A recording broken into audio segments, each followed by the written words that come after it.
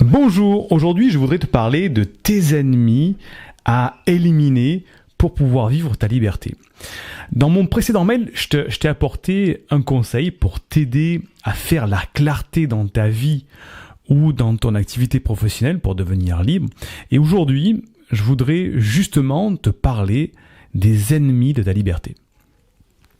Être libre, c'est tout d'abord avoir le choix. Le choix du meilleur médecin pour sa famille, le choix de la meilleure nourriture pour sa santé, le choix d'un travail qui nous passionne, le choix de vivre où on veut, le choix d'organiser ses journées comme bon nous semble.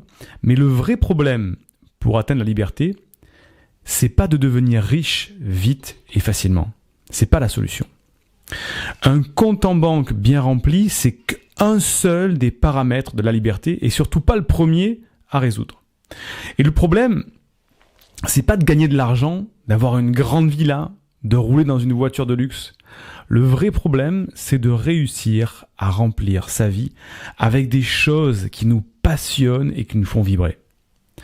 Trouver un job ou créer une entreprise avec comme seul critère l'opportunité de gagner beaucoup d'argent, c'est un petit peu comme choisir d'aller travailler au fond d'une mine de charbon toute sa vie pour essayer de trouver peut-être un diamant.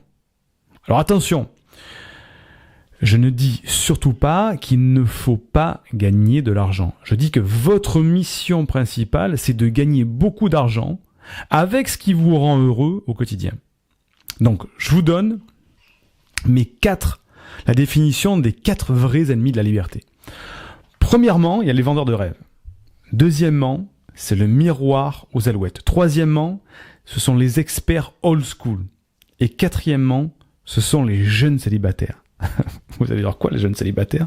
Vous allez voir ça, justement. Donc, premièrement, parlons des vendeurs de rêves. Leur credo, c'est lancer une activité et devenir financièrement riche. Et c'est facile, c'est rapide, c'est à la portée de tous. Alors, je peux vous dire qu'après avoir accompagné des entrepreneurs pendant 15 ans, que si c'était aussi simple que ça, tout le monde serait riche aujourd'hui. Et c'est pas le cas. Deuxièmement, c'est ce qu'on appelle le miroir aux alouettes. Alors, ceux qui font briller ce miroir aux alouettes, ils sont tout aussi dangereux. Leur définition du business, c'est regardez ma belle voiture, ma belle maison avec piscine, mes beaux voyages à travers le monde. Faites comme moi. Voyez? Il faut savoir que l'expression le miroir aux alouettes, ça vient tout simplement d'un type de piège qu'utilisaient autrefois les chasseurs pour attirer certains oiseaux, dont les alouettes. Et ce piège, il était rempli de petits miroirs, et lorsqu'il était agité, ça provoquait des petits reflets brillants qui attiraient les oiseaux, que les chasseurs n'avaient plus alors qu'à capturer au filet ou abattre d'un coup de fusil. À bon entendeur, salut.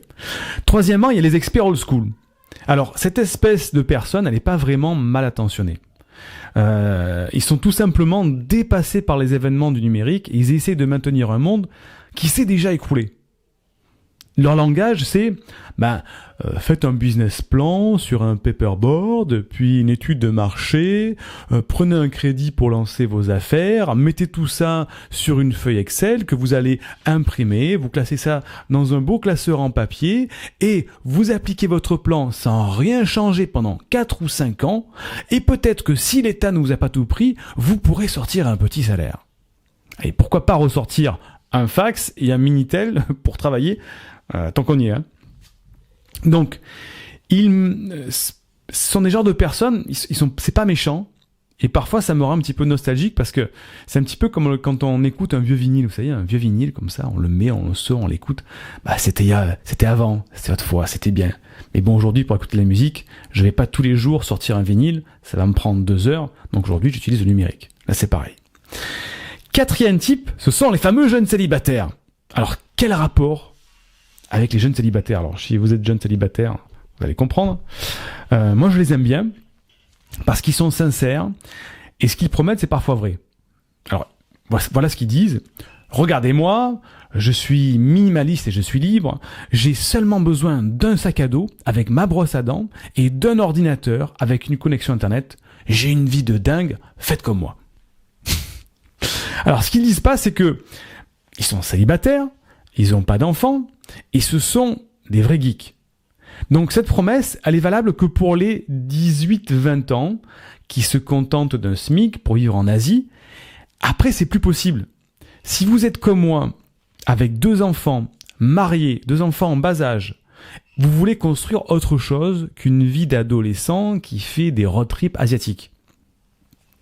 Et la liberté, vous le savez, elle devient toute relative lorsqu'on doit se déplacer 4 personnes, moi, ma femme, mes 2 enfants, au lieu de se déplacer tout seul. Quand on est tout seul, ça va bien plus vite. Alors, quelle est la solution ? Qui écouter pour devenir libre ? Je vous donne mes critères lorsque je cherche des conseils. La personne doit avoir eu la réussite qu'elle enseigne. Sinon, vous devez la fuir. Si la personne me dit que c'est facile et rapide, ça signifie que vous devez fuir. Si son seul argument de réussite, c'est sa grosse voiture, vous devez la fuir. Si elle vous sort ses vieux cours de fac sur le business plan, vous devez la fuir. Si elle ne vous ressemble pas au niveau du modèle familial, marié, enfant, etc., tout ça, vous devez la fuir. Vous devez suivre une personne qui vous ressemble dans vos valeurs, dans votre modèle familial, dans votre éthique, dans votre recherche d'une activité pérenne. Et surtout pas chercher les opportunités à court terme. En respectant ces critères que je viens de vous donner, vous mettez toutes les chances de votre côté pour surmonter toutes les épreuves de votre vie d'entrepreneur. Donc, c'est la règle pour être entre guillemets sûr. Dans le prochain mail, dans le prochain message, je vais vous partager la première brique à mettre en place pour bâtir une vraie liberté. Celle dont on ne vous parle jamais, celle qui fait la différence, celle que j'ai utilisée personnellement, la botte secrète des personnes qui trouvent le vrai bonheur dans une vie financièrement libre. Cette méthode, c'est la méthode de l'I. Et je vous dirai ça la prochaine fois. Laissez un commentaire, partagez, likez, et je vous dis à très vite.